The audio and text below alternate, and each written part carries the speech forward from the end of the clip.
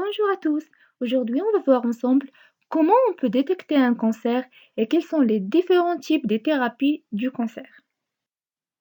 Tout d'abord, comment on peut détecter un cancer? On peut le faire soit en faisant une prise de sang, soit en utilisant d'autres techniques. Donc, comment on peut détecter un cancer en faisant une prise de sang? On fait d'abord une NFS, qui est numérisation en formule sanguine, dans laquelle on mesure le nombre de globules rouges, des globules blancs et des plaquettes. Puis, on observe, et si on observe une augmentation ou bien une diminution anormale de ces composants, là on peut déduire que peut-être il y a une relation avec un cancer, mais ce n'est pas toujours le cas. On peut également faire un dosage des marqueurs tumoraux. Par exemple, on prend le cas de cancer de prostate. On mesure le taux de PSA qui est le marqueur tumoraux du cancer de prostate. Si son taux est élevé du seuil de normal, là on peut dire que peut-être il y a un cancer du prostate. Chaque organe, chaque type cellulaire a des marqueurs tumoraux spécifiques. Maintenant, on va voir d'autres examens pour détecter un cancer. On peut effectuer une biopsie pour détecter les cancers qui se trouvent par exemple dans la peau, vraiment dans quelque chose qui est à la surface, surtout le cancer de la peau. Puis, on effectue un examen microscopique qui envoie les caractères cancéreux de, de ces cellules. Par exemple, si on observe une autre prolifération cellulaire, là on peut dire, bah voilà, il s'agit d'un cancer. On peut faire une cytoponction. C'est quoi cytoponction? Qu'est-ce qu'il diffère du biopsie? C'est là on utilise une aiguille pour faire des prélèvements de certains tissus ou organes qui sont un peu plus profonds. Donc là, on utilise l'aiguille pour vraiment chercher quelque chose qui est plus profond et pas sur la surface. Et puis, on effectue, comme ce qu'on a fait dans la biopsie, une analyse microscopique et on voit s'il y a des caractères cancéreux ou pas. On peut également effectuer un frottis. Et dans ce cas-là, on gratte la zone qui est anormale et puis on effectue des analyses microscopiques.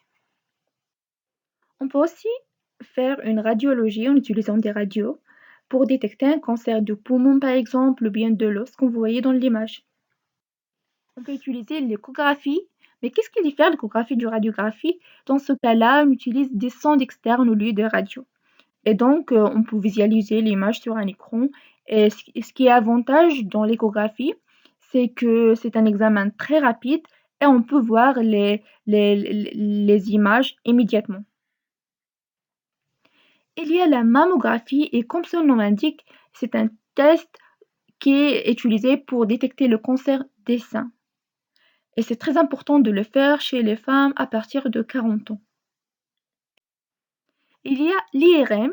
Dans ce cas-là, on utilise un champ magnétique pour visualiser un cancer. Il y a le scanner.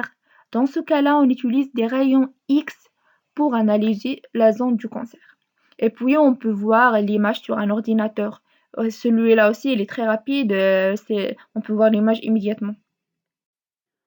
On peut aussi faire une scintigraphie. Cette fois-ci, on ne va pas utiliser du champ magnétique ni du rayon X, mais on va utiliser du produit radioactif qui vont se fixer sur l'organe qu'on veut contrôler. Et comme vous voyez dans l'image, s'il y a un taux anormal de radioactivité, là, c'est peut-être lié à un cancer. Il y a le PET scan. C'est très important car il met en évidence le caractère de prolifération des cellules cancéreuses. Comment? Là, on utilise des sucres marqués radioactivement qui vont être captés préférentiellement par les cellules tumorales.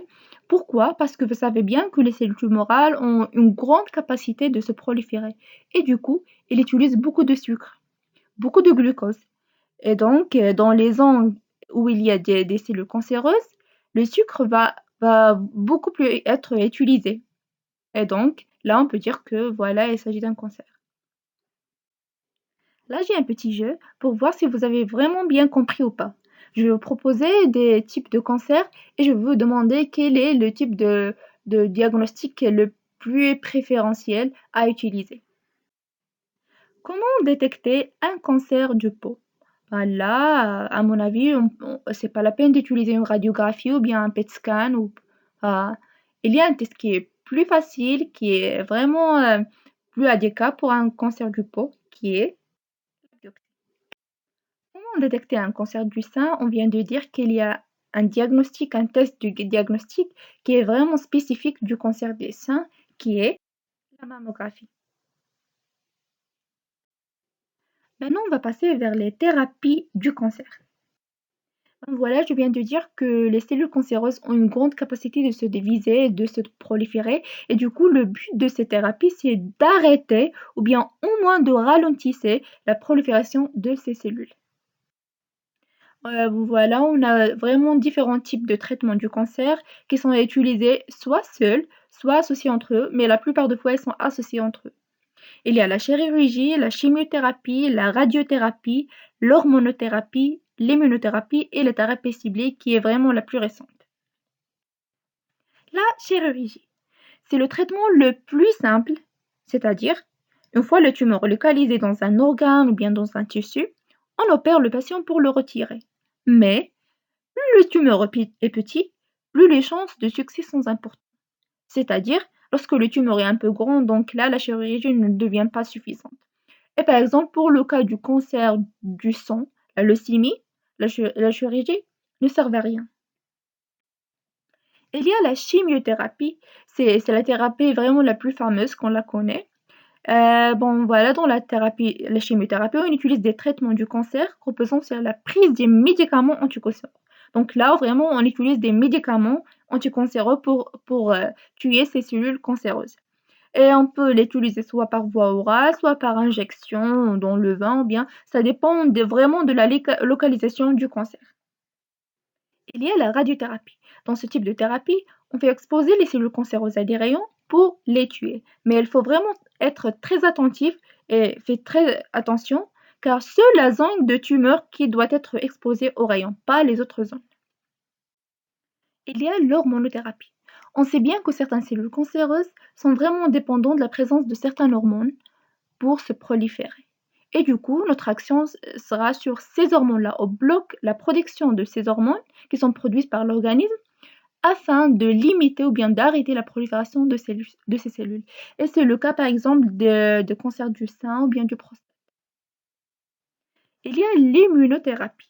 Cette fois-ci, on ne s'attaque pas directement à la tumeur, mais on stimule le système immunitaire pour le rendre efficace face à ce cancer.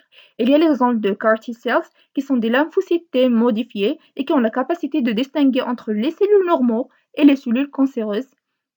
Et donc, elles détruisent uniquement les cellules cancéreuses.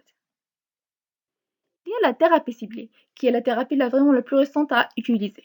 Donc, on sait bien que lors de la communication entre les cellules, il y a un signal externe qui est le ligand qui se fixe sur un récepteur qui est le plus souvent à la surface de la cellule pour déclencher une voie de transduction. Donc, notre action sera sur soit ce ligand, soit sur le récepteur. Soit on bloque le ligand qui est un facteur de croissance par exemple, soit on bloque le récepteur et donc comme ça, on va pas déclencher le signal et donc pas de voie de transduction et la cellule ne peut pas se proliférer. Et merci pour votre attention.